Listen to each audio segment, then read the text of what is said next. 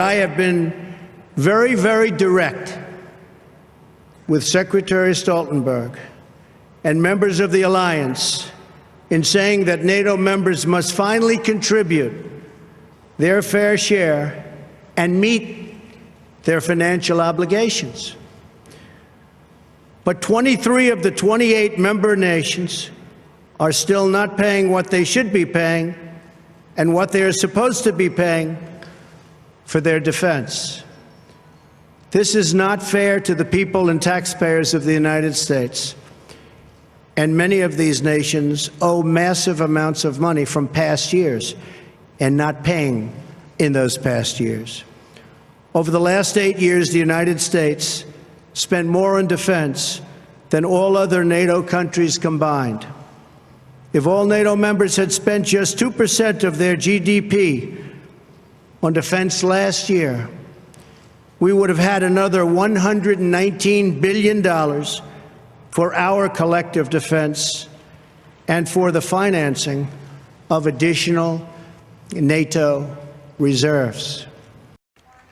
The German Chancellor has made no secret of the fact she's disappointed with Donald Trump's stance on NATO, trade and climate change. At a conference on sustainable development in Berlin, she invoked the words of another US President, John F. Kennedy, to drive the point home. His message was, and I quote, "Change is the law of life. Those who look only to the past or present are certain to miss the future." Angela Merkel sent shockwaves through Washington and London in the wake of the weekend G7 summit, when, in uncharacteristically forthright style, she said that the days where Europe can completely rely on its allies are over. Comments that she reiterated on Monday. We are and will stay convinced transatlanticists, but we also know that we Europeans really have to take our destiny into our own hands. While this may have stirred pro-European sentiment, there's no sense that Germany will completely turn its back.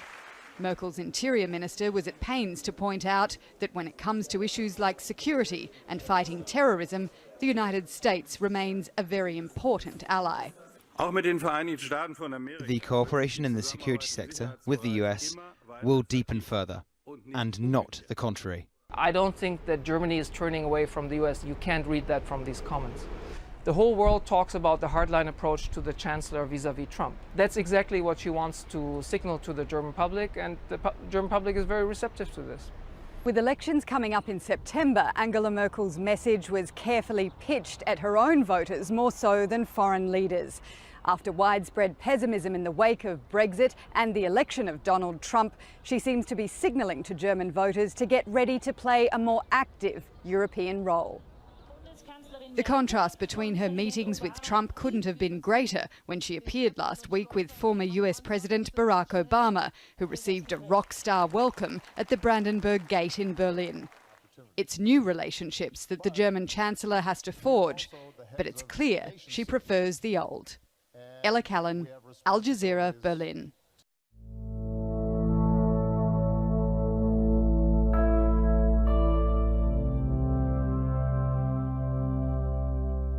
The United States, the United Kingdom are enemies of Germany once again. Concerned about this Angela Merkel, which there have been rumors and some small documentary facts coming out that Angela Merkel is actually a descendant of Adolf Hitler. We'll see. German Chancellor Angela Merkel has warned citizens that the United States and United Kingdom are both enemies of the Germans once again in a speech reminiscent of Nazi Germany. Speaking at an election rally in Munich on Sunday, Merkel said that the European Union, headed by Germany, should no longer count on the United States and Britain as being its allies, warning the EU that they must make its fate into its own hands. Germany tried to take over the world once and nearly succeeded during World War I. They tried again a few years later during World War II, almost wiping out an entire race of people. It seems they are building to try for a third time. The times in which we could completely depend on others are on the way out. I've experienced this in the last few days, Merkel told the German crowd.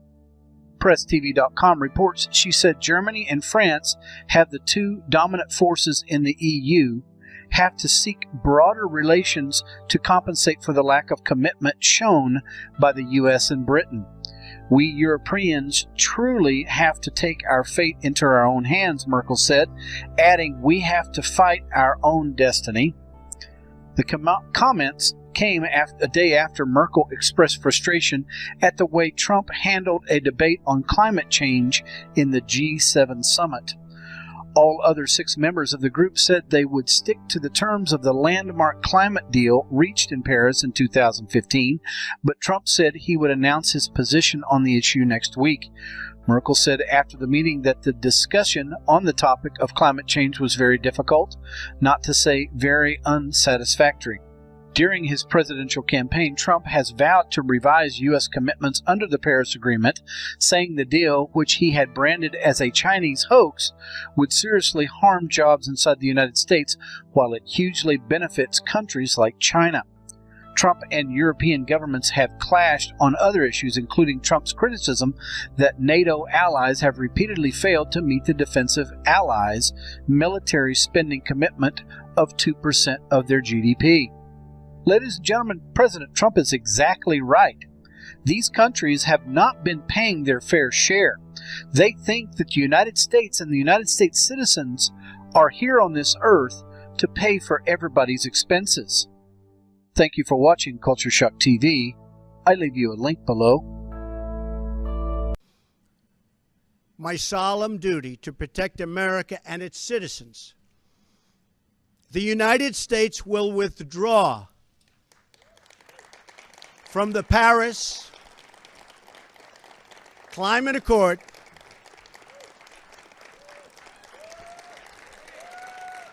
Thank you.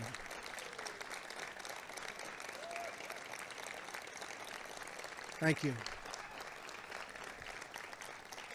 But begin negotiations to re-enter either the Paris Accord or in really entirely new transaction on terms that are fair to the United States, its businesses, its workers, its people, its taxpayers.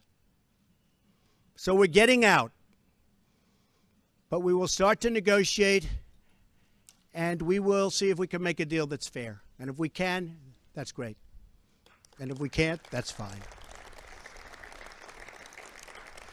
As president, I can put no other consideration before the well-being of American citizens. The Paris Climate Accord is simply the latest example of Washington entering into an agreement that disadvantages the United States to the exclusive benefit of other countries, leaving American workers, who I love, and taxpayers to absorb the cost in terms of lost jobs, lower wages, shuttered factories, and vastly diminished economic production. Thus, as of today, the United States will cease all implementation of the non-binding Paris Accord and the draconian financial and economic burdens the agreement imposes on our country. This includes ending the implementation of the nationally determined contribution and, very importantly, the Green Climate Fund, which is costing the United States a vast fortune. As someone who cares deeply about the environment, which I do, I cannot in good conscience support a deal that punishes the United States, which is what it does.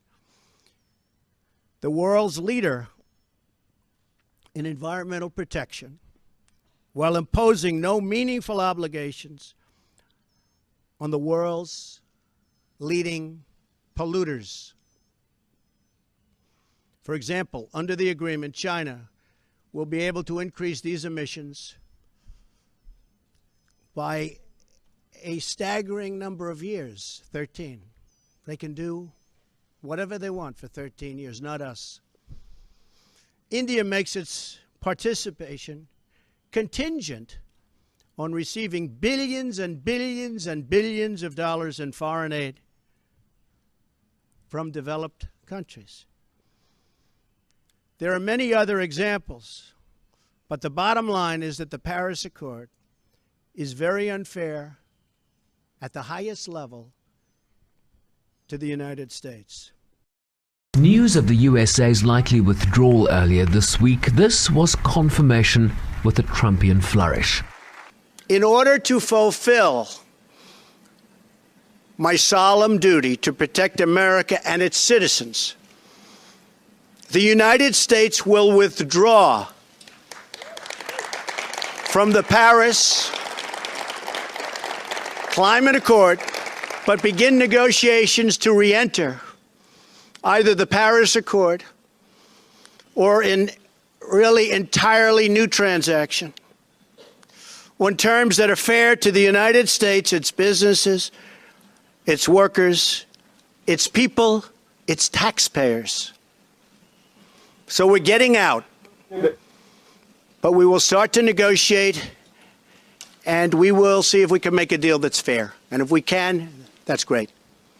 And if we can't, that's fine. Trump said he was fulfilling his campaign promise of America First, calling the accord draconian that would hurt American businesses, workers, and taxpayers. Beyond the severe energy restrictions inflicted by the Paris Accord, it includes yet another scheme to redistribute wealth out of the United States through the so-called Green Climate Fund, nice name, which calls for developed countries to send $100 billion to developing countries, all on top of America's existing and massive foreign aid payments. The UN immediately expressed its regret. The decision by the United States to withdraw from the Paris Agreement on climate change is a major disappointment for global efforts to reduce greenhouse gas emissions and promote international security. The Paris Agreement was adopted by all the world's nations in 2015 because they recognize the immense harm that climate change is already causing and the enormous opportunity that climate action represents. It offers a meaningful yet flexible framework for action by all countries. France, Italy, and Germany, in a joint statement, said there'd be no renegotiation of the deal. Former President Barack Obama, also reacting in a statement, said nations that remained in the accord would be those that reap the benefit in jobs and industries created. He expressed confidence that despite the U.S. withdrawal, that states, cities and businesses in the country would step up and lead the way. The United States becomes one of 3 countries, along with Syria and Nicaragua, to remain outside the Paris Consensus. Sherman Bryce-Pease, SABC News. Make our planet great again. I do respect this decision, but I do think it is an actual mistake, both for the US and for our planet. To all scientists, engineers, entrepreneurs, responsible citizens who were disappointed by the decision of the President of the United States, I want to say that they will find in France a second homeland. I call on them, come and work here with us.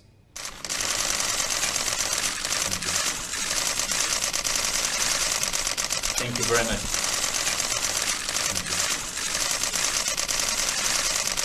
Thank you very much. Italian Prime Minister Paolo Gentiloni has joined other countries in condemning President Donald Trump's decision to withdraw the United States from the Paris Climate Agreement.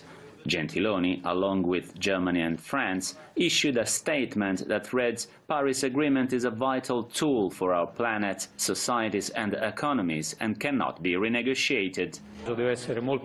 It must be made clear that we are not turning back from the Paris Agreement. Italy is committed to reducing emissions, to renewable energies and sustainable development. We have fundamental objectives which we cannot renounce, such as the environment. The United States has emitted more planet-warming carbon dioxide into the atmosphere than any other country but China.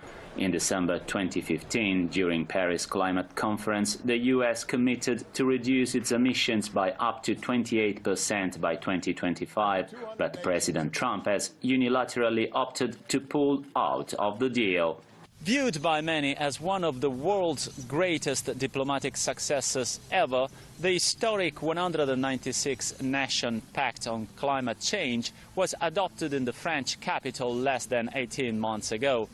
Although the deal will not on its own solve global warming, scientists deem it as capable of holding the increase in the global average temperature to well below 2 degrees Celsius. The Paris Agreement involves operations on issues like emissions, trading and clean technologies. US industries still use outdated and highly polluting technologies. That's why many in America deem the climate deal unfavourable. This agreement is the only hope we have to fight global warming at a global level, but the US's pullout from the deal is likely to make the whole plan fail. President of the European Commission, Jean-Claude Juncker, has also vowed to stand up to President Trump's decision on climate agreement. Juncker argued that the Americans cannot simply get out of the international agreement, and it will take them 3 to 4 years to pull out. Max Civilli, Press TV, Rome.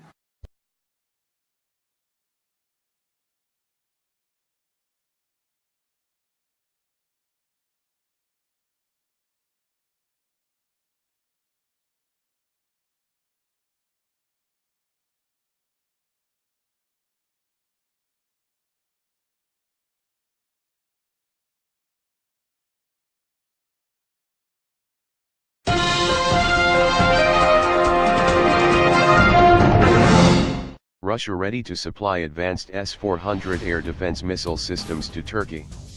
St.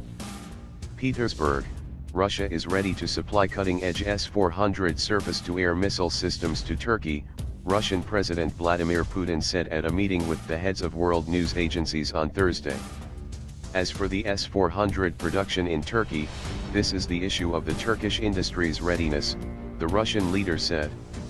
We discussed the possibility of selling S-400 systems. We are ready for this, Putin said in reply to a question from the head of the Anadolu news agency.